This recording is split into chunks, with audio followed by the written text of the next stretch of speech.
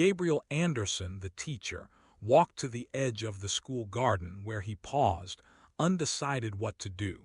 Off in the distance, 2 miles away, the woods hung like bluish lace over a field of pure snow. It was a brilliant day. 100 tints glistened on the white ground and the iron bars of the garden railing. There was a lightness and transparency in the air that only the days of early spring possess. Gabriel Anderson turned his steps toward the fringe of blue lace for a tramp in the woods. "Another spring in my life," he said, breathing deep and peering up at the heavens through his spectacles. Anderson was rather given to sentimental poetizing. He walked with his hands folded behind him, dangling his cane. He had gone but a few paces when he noticed a group of soldiers and horses on the road beyond the garden rail. Their drab uniforms stood out dully against the white of the snow, but their swords and horses' coats tossed back the light. Their bowed cavalry legs moved awkwardly on the snow. Anderson wondered what they were doing there. Suddenly the nature of their business flashed upon him. It was an ugly errand they were upon, an instinct rather that his reason told him. Something unusual and terrible was to happen, and the same instinct told him he must conceal himself from the soldiers. He turned to the left quickly, dropped on his knees and crawled on the soft, thawing, crackling snow to a low haystack, from behind which, by craning his neck, he could watch what the soldiers were doing. There were 12 of them, one a stocky young officer in a gray cloak caught in prettily at the waist by a silver belt.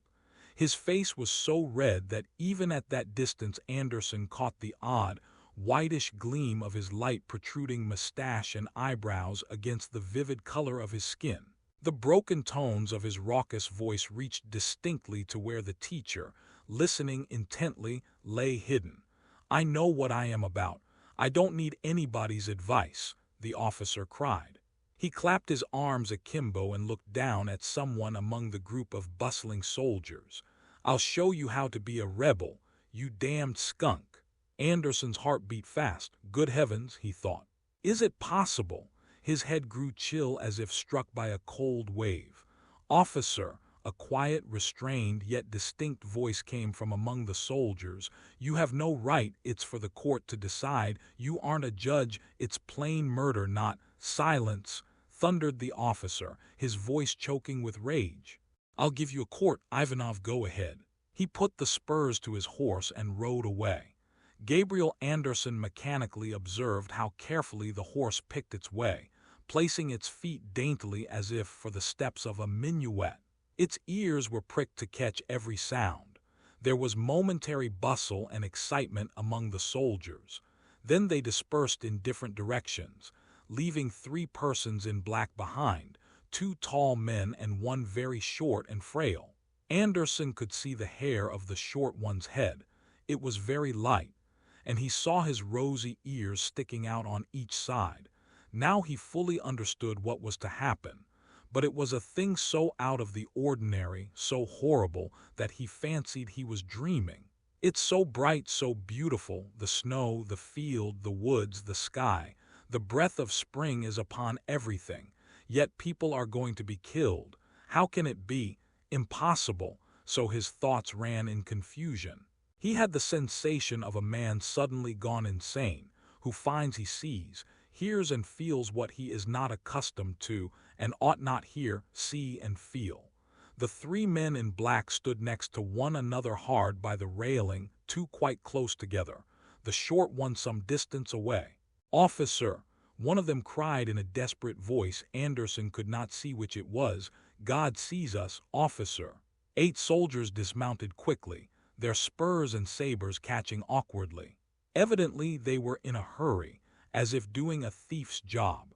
Several seconds passed in silence until the soldiers placed themselves in a row a few feet from the black figures and leveled their guns. In doing so, one soldier knocked his cap from his head. He picked it up and put it on again without brushing off the wet snow. The officer's mount still kept dancing on one spot with his ears pricked, while the other horses, also with sharp ears erect to catch every sound, stood motionless looking at the men in black. their long wise heads inclined to one side. "Spare the boy at least," another voice suddenly pierced the air. "Why kill a child, damn you? What has the child done?" "Ivanov, do what I told you to do," thundered the officer, drowning the other voice. His face turned as scarlet as a piece of red flannel. There followed a scene savage and repulsive in its gruesomeness. The short figure in black, with the light hair and the rosy ears, uttered a wild shriek in a shrill child's tones and reeled to one side. Instantly it was caught up by 2 or 3 soldiers, but the boy began to struggle and 2 more soldiers ran up. "Ow, ow, ow, ow," the boy cried. "Let me go, let me go. Ow, ow." His shrill voice cut the air like the yell of a stuck porkling not quite done to death. Suddenly he grew quiet. Someone must have struck him. An unexpected, oppressive silence ensued. The boy was being pushed forward. Then there came a deafening report. Anderson started back all in a tremble. He saw distinctly, yet vaguely as in a dream, the dropping of 2 dark bodies, the flash of pale sparks, and a light smoke rising in the clean, bright atmosphere. He saw the soldiers hastily mounting their horses without even glancing at the bodies. He saw them galloping along the muddy road, their arms clanking, their horses' hoofs clattering. He saw all this, himself now standing in the middle of the road, not knowing when and why he had jumped from behind the haystack. He was deathly pale. His face was covered with dank sweat. His body was aquiver. A physical sadness smote and tortured him. He could not make out the nature of the feeling. It was akin to extreme sickness, though far more nauseating and terrible.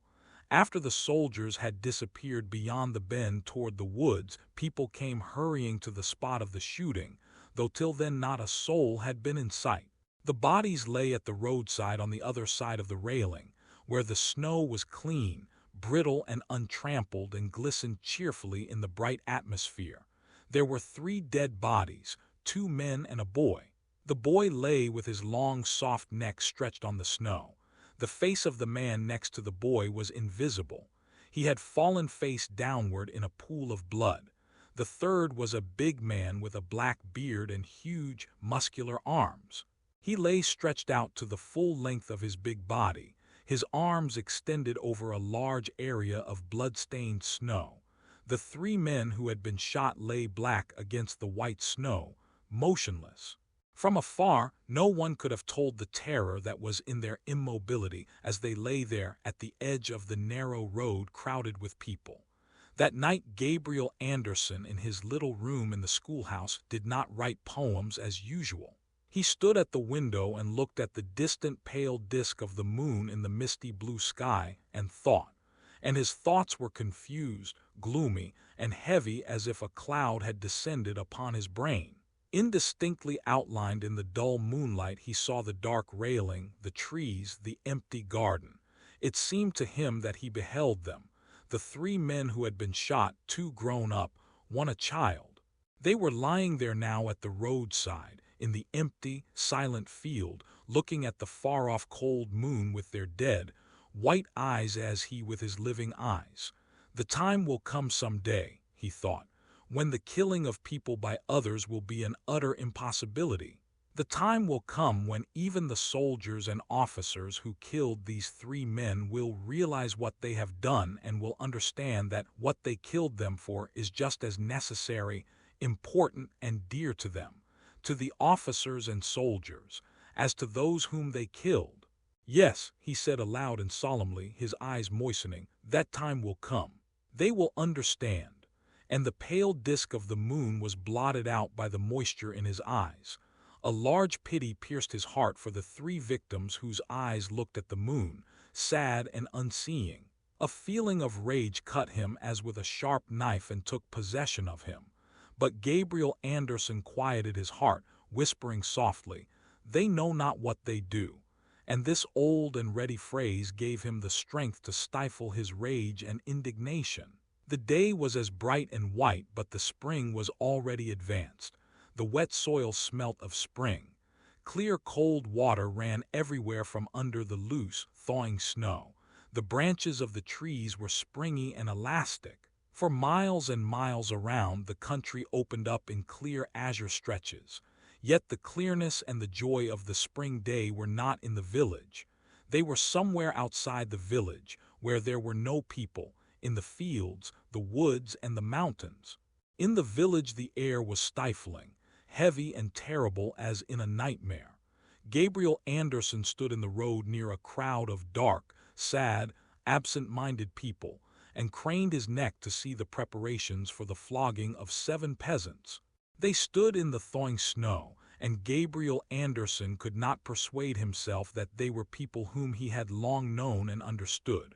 By that which was about to happen to them, the shameful, terrible, ineradicable thing that was to happen to them, they were separated from all the rest of the world, and so were unable to feel what he, Gabriel Anderson, felt, just as he was unable to feel what they felt. Round them were the soldiers, confidently and beautifully mounted on high upon their large steeds, who tossed their wise heads and turned their dappled wooden faces slowly from side to side, looking contemptuously at him, Gabriel Anderson, who was soon to behold this horror, this disgrace, and would do nothing, would not dare to do anything.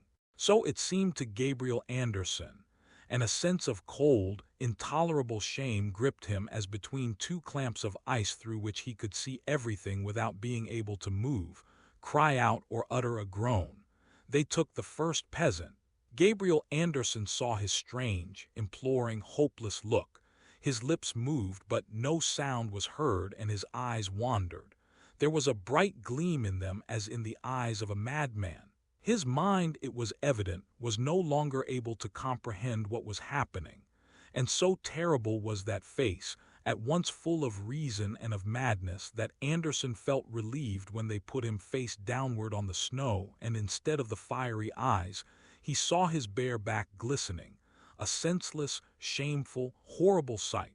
The large, red-faced soldier in a red cap pushed toward him, looked down at his body with seeming delight, and then cried in a clear voice, "Well, let her go, with God's blessing."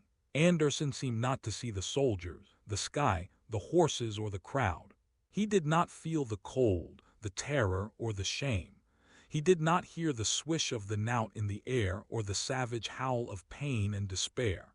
He only saw the bare back of a man's body swelling up and covered over evenly with white and purple stripes. Gradually the bare back lost the semblance of human flesh. The blood oozed and squirted, forming patches, drops, and rivulets, which ran down on the white, thawing snow. Terror gripped the soul of Gabriel Anderson as he thought of the moment when the man would rise and face all the people who had seen his body bared out in the open and reduced to a bloody pulp. He closed his eyes. When he opened them, he saw 4 soldiers in uniform and red hats forcing another man down on the snow, his back bared just as shamefully, terribly, and absurdly, a ludicrously tragic sight. Then came the 3rd, the 4th, and so on to the end, and Gabriel Anderson stood on the wet, thawing snow, craning his neck, trembling and stuttering, though he did not say a word. Dank sweat poured from his body. A sense of shame permeated his whole being. It was a humiliating feeling, having to escape being noticed so that they should not catch him and lay him there on the snow and strip him bare, him, Gabriel Anderson. The soldiers pressed and crowded, the horses tossed their heads, the knout swished in the air, and the bare, shamed human flesh swelled up, tore, ran over with blood, and curled like a snake. Oaths, wild shrieks rained upon the village through the clean white air of that spring day. Anderson now saw 5 men's faces at the steps of the town hall, the faces of those men who had already undergone their shame. He quickly turned his eyes away. After seeing this, a man must die, he thought. There were 17 of them, 15 soldiers, a subaltern, and a young beardless officer. The officer lay in front of the fire looking intently into the flames. The soldiers were tinkering with the firearms in the wagon. Their gray figures moved about quietly on the black thawing ground, and occasionally stumbled across the logs sticking out from the blazing fire. Gabriel Anderson, wearing an overcoat and carrying his cane behind his back, approached them. The subaltern, a stout fellow with a mustache, jumped up, turned from the fire and looked at him. "Who are you? What do you want?" he asked excitedly. From his tone it was evident that the soldiers feared everybody in that district, through which they went scattering death, destruction, and torture. "Officer," he said, "there is a man here I don't know." The officer looked at Anderson without speaking. "Officer," said Anderson in a thin, strained voice, "my name is Michelson. I am a businessman here, and I am going to the village on business. I was afraid I might be mistaken for someone else, you know." "Then what are you nosing about here for?" the officer said angrily and turned away. "A businessman," sneered a soldier. "He ought to be searched, this businessman ought, so as not to be knocking about at night. A good one in the jaw is what he needs." "He's a suspicious character, officer," said the subaltern. "Don't you think we'd better arrest him, what?" "Don't," answered the officer lazily. "I'm sick of them, damn 'em." Gabriel Anderson stood there without saying anything.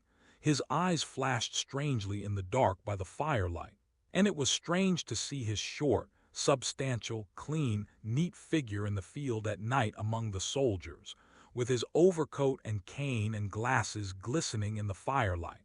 The soldiers left him and walked away. Gabriel Anderson remained standing for a while. Then he turned and left, rapidly disappearing in the darkness. The night was drawing to a close. The air turned chilly, and the tops of the bushes defined themselves more clearly in the dark.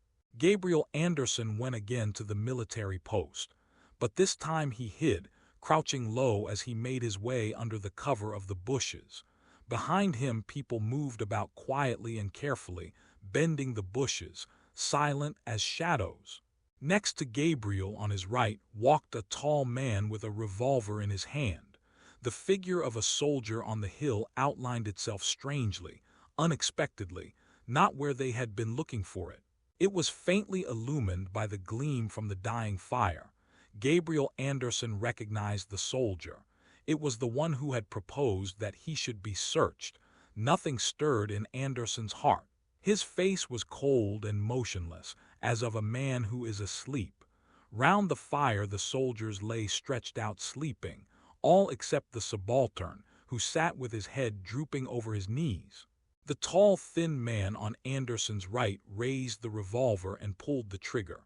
A momentary blinding flash, a deafening report.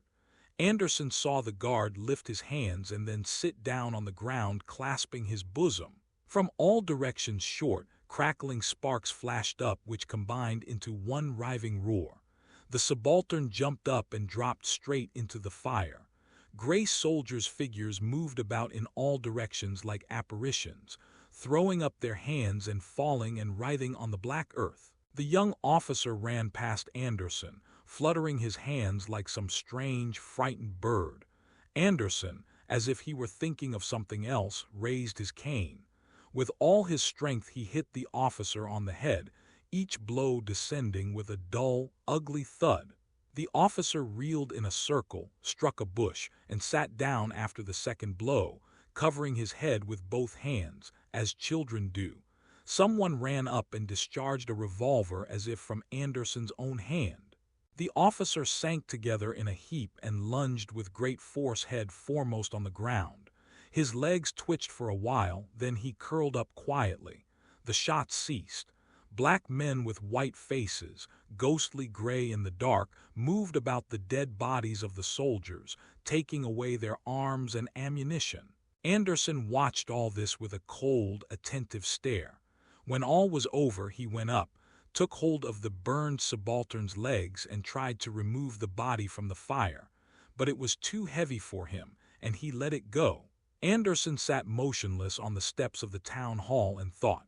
He thought of how he, Gabriel Anderson, with his spectacles, cane, overcoat, and poems, had lied and betrayed 15 men. He thought it was terrible, yet there was neither pity, shame, nor regret in his heart. Were he to be set free, he knew that he, Gabriel Anderson, with the spectacles and poems, would go straightway and do it again. He tried to examine himself to see what was going on inside his soul, but his thoughts were heavy and confused.